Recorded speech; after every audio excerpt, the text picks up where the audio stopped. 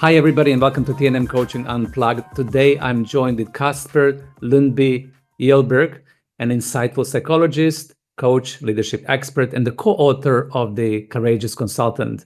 With nearly 2 decades of experience supporting leaders and teams across Danish and international organizations, Kasper specializes in emotionally intelligent leadership and deep dynamics that shape human collaboration. This is the real conversation. And in this conversation, we're going to dive into what does it mean to lead with courage? What does it mean to consult with courage? What does it mean to move beyond surface into vulnerability, emotional intelligence, deep self-awareness that will inspire profound leadership and consulting as well? Kasper is inviting us to go into the source, to face our fears, to become courageous, to embrace power of the presence when we consult and lead. Kasper, thank you so much for joining me today. How are you? I'm well, thank you, Zoran, for having me. And thank you for the kind words. I will try to live up to your expectations and those of our audience, and also embody being courageous myself as we go through this coffee chat and podcast. Exactly. I think that this courageousness is always amazing for all of us. How can we embody that in our real life? And sometimes when we show up in a podcast like this, as you said, we have to embody and live up to our own expectations, right? Yeah, exactly. So to start with, my first question to you is when you look into your life, because our audience always wants to know a little bit more about yourself, a little bit more about your journey, a little bit more about your life. What inspired you to kind of blend psychology, leadership, consulting, and what inspired you to co-write the book of Courageous Consultant? Well, to answer your first question and allow me to be a bit personal and go back a while to my own upbringing, because I am a psychologist after all. So looking at the psychology part of what I do, I think there's both an emotional driver for me and an intellectual quest for me. In terms of the emotional driver, well, looking back at my own upbringing and my own childhood, I was the mediator between my parents in their oftentimes dysfunctional marriage. So, I think many in HR and for certain many in psychology have kind of that helper gene. So for me, I guess that came from wanting to help them. It served me well in some contexts, and sometimes, and we'll get back to how that influences how we are today as consultants and leaders. Sometimes it takes over and it becomes too forceful of a need and want to help others. But it's definitely part of my psychological makeup. And secondly, it's also about for me to wanting to understand my reasons for my own emotional reactions. I was a rather sensitive child, I think. So I found out that it actually made it easier to accept my own feeling and to kind of contain them if I understood what caused them and was able to label them. So that's what I help leaders do. But it's also, you could say, made it quite obvious to turn to psychology. Sometimes as an intellectual defense mechanism, but also sometimes as a intellectual quest. So I think in terms of the intellectual quest, I have this engineer-like interest for what makes people tick and what makes relationships work. And I really want to understand how I get the most out of my own strengths and weaknesses. And on top of that, my father had a bachelor's degree in psychology, and my mother was very inspired by Jung and Freud in her work. So I wrote a thesis or a paper in sixth grade on Freud, which Wow. was kind of an early indicator of a passion and an interest. Wow. In terms of leadership, to add to the psychology interest, I think what made me pick that topic is one that I was sensitive to the dynamics of groups, so wanting to understand what's going on here. Also feeling the agony of wanting to take leadership in some settings, but not always getting followership. So that made me naturally interested in what's kind of going on. I know I'm bringing the best idea. I was kind of top of my class. I came up with good suggestions and solutions back in the day, in terms of this is the right answer, the right solution. And sometimes I found out, well, it's not enough to have the best or at least a good idea and solution. You also need to involve people and engage people and So I think in that dynamic, I wondered what makes me succeed sometimes and not at other times. And the consulting part was, well, it's been my professional life and vocation in terms of both being an external consultant and an internal consultant. Now I'm even a people manager myself, which is taking my own medicine, or trying to at least. So I know the kind of the painful place and being between a rock and a hard place when you're a leader trying to practice what I preach. And in terms of what inspired my co-authors and me to write The Courageous Consultant was also about some of my co-authors actually already wrote a book on being a courageous or fearless leader. So that was not an option. I would have loved to write that book, because even though the name and kind of the positioning of this book is in terms of being a courageous consultant, it's also for leaders, employees, colleagues, parents, human beings as such. So I hope people will take an interest in it, even if they're not a consultant. Yeah, because even if they're not a consultant, there's so much inside of it that will inspire us to become a better human being and a better leader and a better collaborator on all different areas. It's not only relevant to consultants, and this is the reason why I love, your body of your work. So talking about courage, and talking about fearlessness, and talking about something that this is the quality that we all have to show up in this world now more than ever before. When I talk to the leaders, when I coach myself and I see the world unfolding in front of us, I think that's one of the key qualities that is absolutely necessary for all of us to be able to embody in our everyday life, in our everyday work.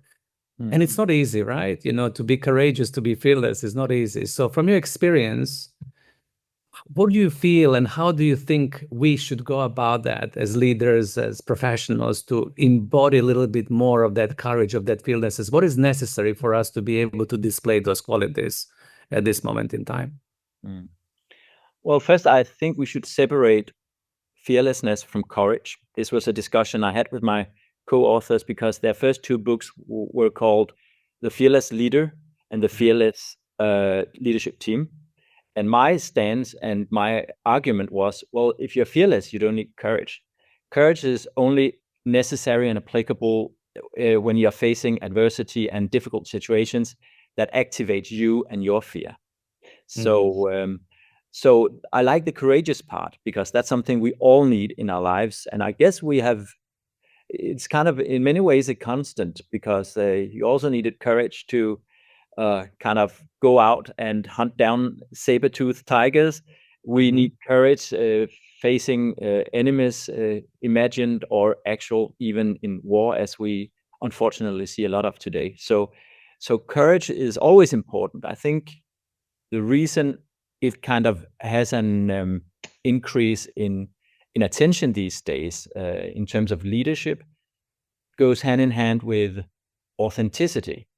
But when you don't separate who you are as a private person that much from who you are as a professional person, when those two overlap more and kind of the boundary between the two becomes more permeable, then you're more on the line and at stake. And being a consultant, also being a leader, is being a helper. That's how I see it.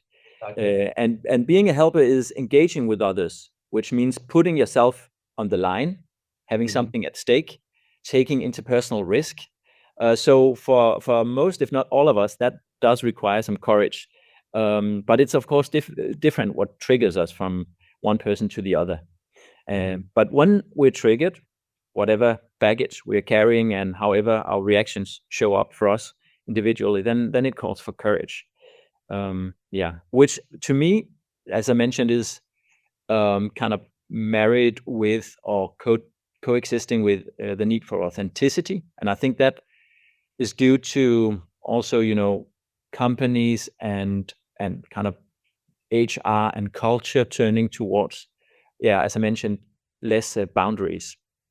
But I think whether you're a consultant or a leader or whatever role, then being adaptive and kind of flexible, agile in your professional life, that means being able to read the needs of clients, of colleagues, of employees, and also the demands of the situation. Instead of defining both in terms of what how you look good or how you feel good. So you need to live with that tension sometimes between kind of what is preferable and comfortable to you and what is needed in the situation, what it calls. And I love that you're bringing this level of authenticity, because for me, this vulnerability, authenticity, and courage, as you said, they go really well together. Because as you said, if you're willing to blur the lines between your personal life and your professional persona, and you're willing to be a little bit more authentic and real in your collaborations and communication, then people can open up a bit more.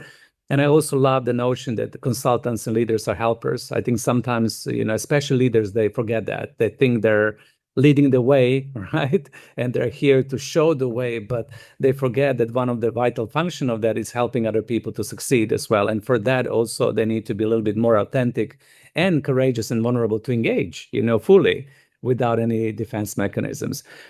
You mentioned fear, and I know that you have a great experience in working across, different businesses, internationally, nationally. So what is the core fear that people are struggling with in organizational setting? When you look into this, when you look into the leaders, when you look into yourself, is it fear of not being good enough? Is it imposter syndrome? Is it high expectation? What is it that we're struggling with? Yeah. Well, I think imposter syndrome is a kind of a phenomenon that encapsulates both certain experiences of fear, but also combined with certain life experiences. So both when it comes to insecure overachievers, which is also has been the recruitment strategy of certain management companies, and imposter syndrome, then, and I'm sure other kind of concepts and words and books will be written and made on various versions. But what I've always been interested is that when you cut away all that kind of surface level variability, then underneath there are some core fears and some core needs. So for me to start with that core need, well, what I think is important to see here is to say is, well, we all basically want to be important to someone, to be significant, to be appreciated and included, which goes very well hand in hand, I think, with the focus on inclusion and belonging these days. So you could say that need for being important and significant is one of the needs I often see play out, and then it plays out in various ways for people in terms of behavior. But that can trigger, if you're a consultant or a leader, you are also a boundary spanner. You're part of the group, but you're not. If you're an external consultant, you go in, you deliver something, and you retract, you withdraw, leave them to do their thing. I found that to be lonely sometimes myself when I was an external consultant, and was part of the reason why I joined kind of on the inside of companies. You have the same dynamic as a leader.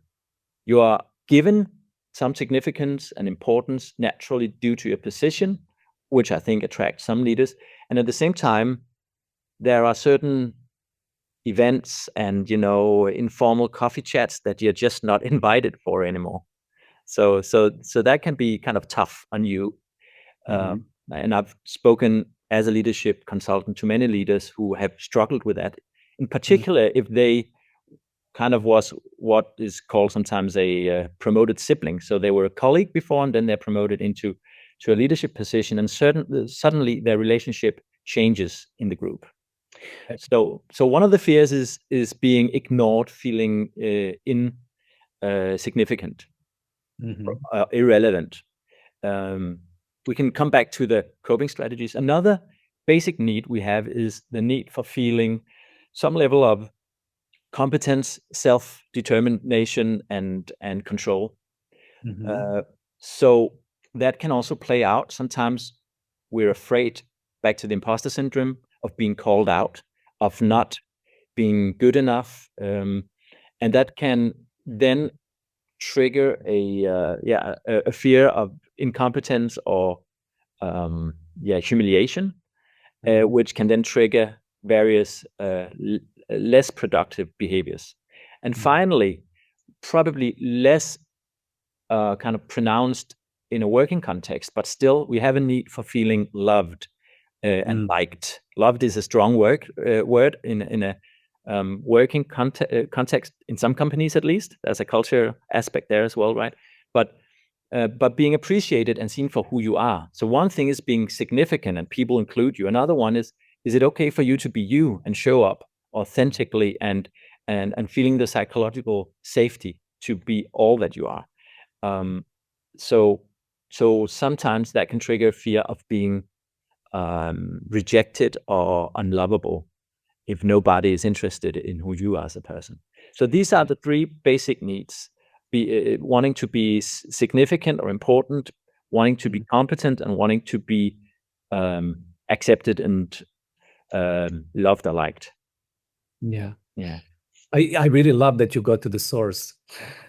Sometimes, people don't think about the real source. And this is the reason why I love that you're on our podcast, because we don't have time to think about this. We don't have time even to feel our needs, and let alone understand what is driving our behavior, because the whole interesting phenomena about those needs, for the people who are not familiar, they never explored the landscape of psychology, is that those needs will drive your behavior. They will drive your thoughts. They will drive your emotional body as well. And as a result of those needs not being fulfilled or expressed, you will show up in a work context in a certain way. So it actually also it speaks back to our common foundation as human beings. So what I've found is that it's very strong in interventions. Say you have a leader and another leader or an employee that are conflicting and struggling. They have power moves and confrontation. And so at surface level, at behavior level, kind of what's going on is complex and very kind of different from one to the other. But when you peel away that and you say you both want to be perceived as competent, you want to feel some balance between self-determination and control, then they can relate to each other in a different way. They can see kind of their commonalities instead of their differences and conflicting interests. So that's why I like going to the source, because it's kind of a common denominator for all of us. Exactly. And it resolves, right? With the example that you gave us, if you go to the source in the common denominator, it resolves the conflict, it diffuses the conflict, and then the power struggle disappears. Do you feel that people in the organizational settings can fulfill those needs by working in the organization? Do you feel that, for example, a lot of organizations are fostering the culture when, let's go with the need to be appreciated who I am, right? So I'm unique. I have unique set of skills and talents. I have competencies. Of course, I have my own psychological issues. Everybody does. We all work in progress. But I am showing up in my work, and I have a need to be appreciated, honored, regarded. Do you feel that we're at that stage in our society, in our corporate culture, when people can feel enough of psychological safety that the organization itself will give them the space to fulfill those needs? What is your understanding of that? Well, it differs from company to company. And that is why culture is so important. And culture is a competitive differentiator, because the companies that get this right are more attractive and more enabling and supportive of performance and talent and retention. So I see it as an important. That's why D&I has been such a great thing. Is, of course, there's the moral side, the values, the ethics, and on the other side, there's kind of companies realizing how it also boosts performance and attractiveness as an employer, and that's because it speaks to basic human needs. I think, and that's kind of a main point in our book, that everything needs to be done kind of as a balancing act and some with some moderation. So I think great companies are companies where you can have psychological safety and show up with what you are, who you are, that part of it which is relevant to the job and the situation. Because I think what people sometimes misunderstand about psychological safety and about authenticity is, if you expect to be met on your individual need, and we're in a time of individualism, and this is the flip side of that. If you think, and right now I'm also interviewing a lot of rather young job candidates for some positions, and you can see also that generational shift. So what I'm looking for is someone who are able to stand by themselves, but also and articulate what they need and how they feel, but also able to regulate their own feelings and not just kind of project their feelings and fears into the surroundings and expect others to deal with them, because that would be a chaotic workplace. So so what I kind of argue for is to find that place in you that is a place of balance and a place of situational awareness as well as self-awareness. I love that, the balancing act. And, I'm happy that you mentioned the younger generation, due to the social media, the digitalization of everything, there is a different psychological type of what they expect the workplace to be. So it's require a little bit of leveling. And I love that you mentioned that this is the balancing act, so to say. So some companies are ready, some companies are not. Some companies have the sweet cultures when people can be themselves, and some companies, they need to work on it. Because I really think that when people can be themselves, if we co-create that level of culture, that, I can show up with my full spectrum of who I am, owning myself, of course, Kasper, knowing how to self-regulate, not projecting my fears into the team, into the field, being responsible, grown-up adult, the company, and you can thrive within the organization. You mentioned so different needs, when they're not met, for example, or people feeling important, significant, appreciated, and then feeling ignored, forgotten. As you said, I love this term, that you mentioned, when they promote themselves and they become a sibling who is not welcome to the party any longer. What are the coping mechanisms? What would you say to people if they find themselves in these situations when something is not right, the needs are being ignored, and now they have to cope, self-regulate? What would be your advice to them? I think the first step is to monitor your bodily reactions to different and difficult situations in particular. So that's what some people call internal awareness. So what's going on in me? And then secondly, when you're tense or anxious, fearful, be self-compassionate. Accept that discomfort. It's kind of triggered by something in the present that triggers either kind of old trauma, and here I'm talking about what is sometimes called the little t, so not big traumas, but kind of the scars we've had throughout life. So kind of we have a kind of sore toe that is being stepped on. So and it makes us worry about the future and worry about face saving. So in that situation, trying to be self-compassionate and return mindfully to the now rather than worrying about the future and other people's perceptions. And then what you can do beforehand to kind of prevent such situations escalating is to work, practice, and experiment with alternative behavioral strategies. Because I think when we are triggered and when we are getting emotional, it's oftentimes too late to de-escalate and turn away from our usual coping strategies, defense mechanisms, derailment behaviors. So instead, what we in that context can do is that's back to the bodily reactions. Try to find out before we're in red, maybe we're in yellow. Where is this turning? And then have alternate behavioral strategies ready for de-escalating.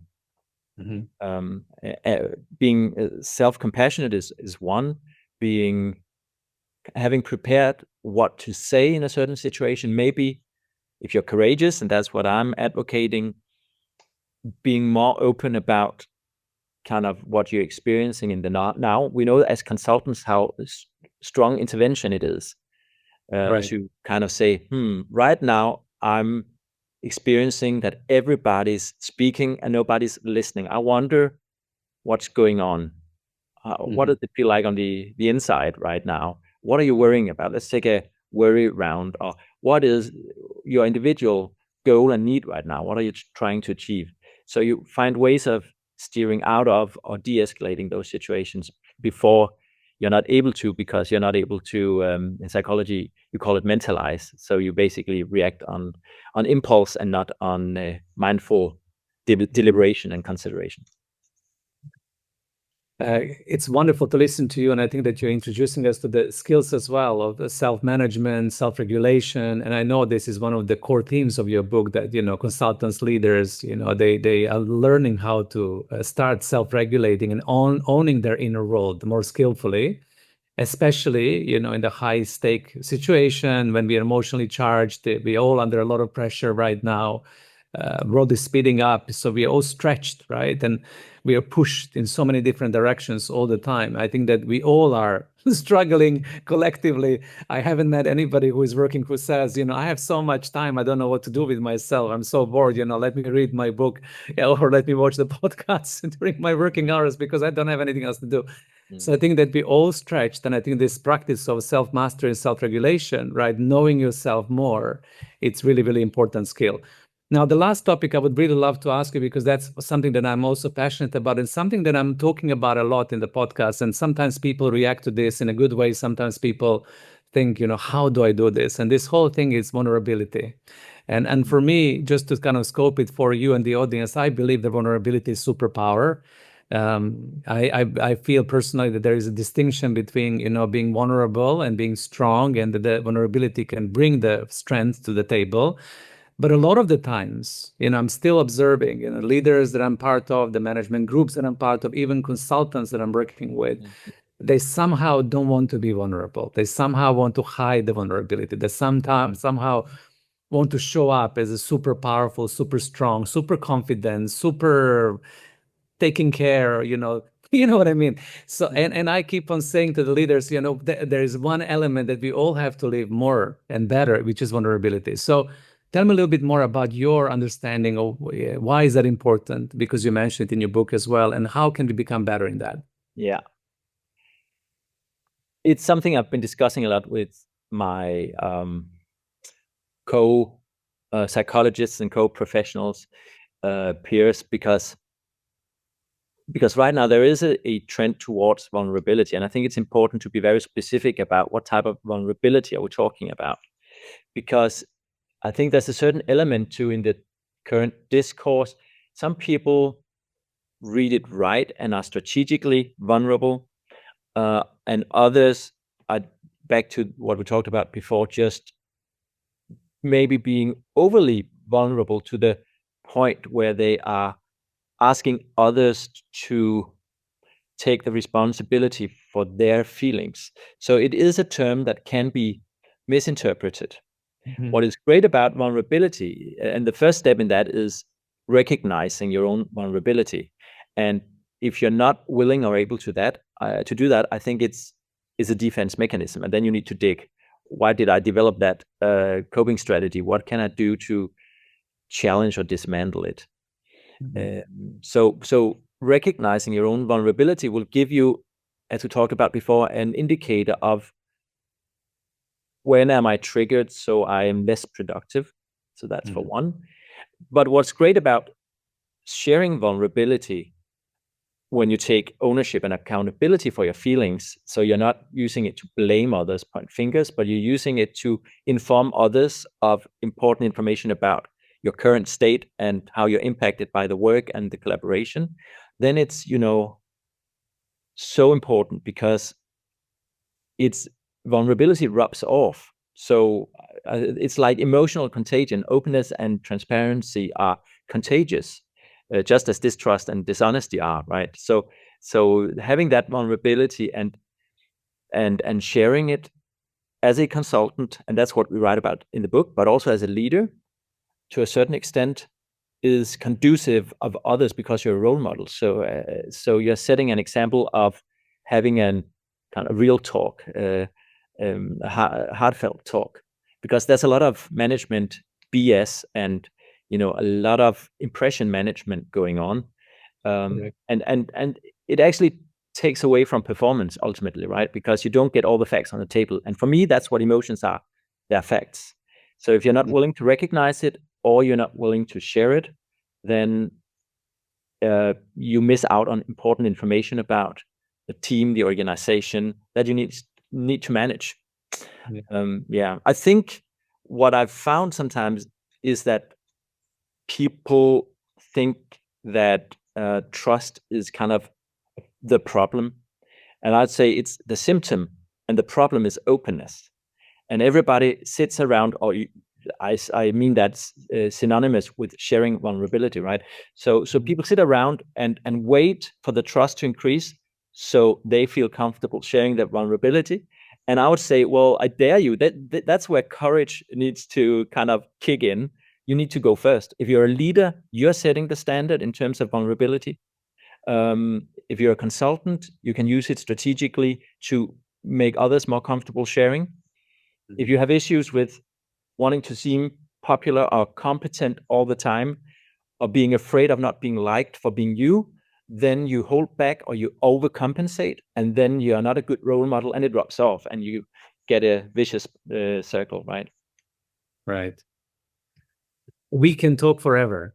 I'm sorry if I'm talking too much. No, but it's an important topic, right? So there's so much wealth of knowledge inside of you, and I'm super grateful, for everything that you share. I mean, I can just to recap of the audience. We're going to do the recap in the description of the podcast. There's so many beautiful golden nuggets from your wisdom. I'm super grateful to you, Kasper, because as I said, you go to the source, you go what matters, you talk about what is right. And what I love about vulnerability of framing, it's amazing that we do need to be accountable for our emotions, right?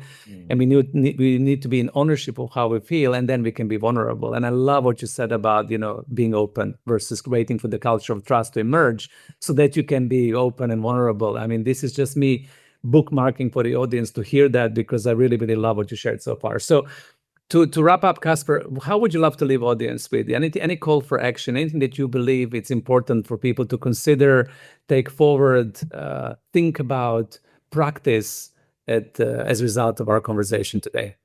Yeah, I think next time that you feel tense or uncomfortable, or your heart is palpitating, or you're sweating, whatever your tells and signs are that you're kind of distressed to some extent, and you want to avoid the situation or ignore that subjective visceral feeling, then slow down, take a deep breath, rewind a few seconds, and go over what just happened. What led up to this feeling?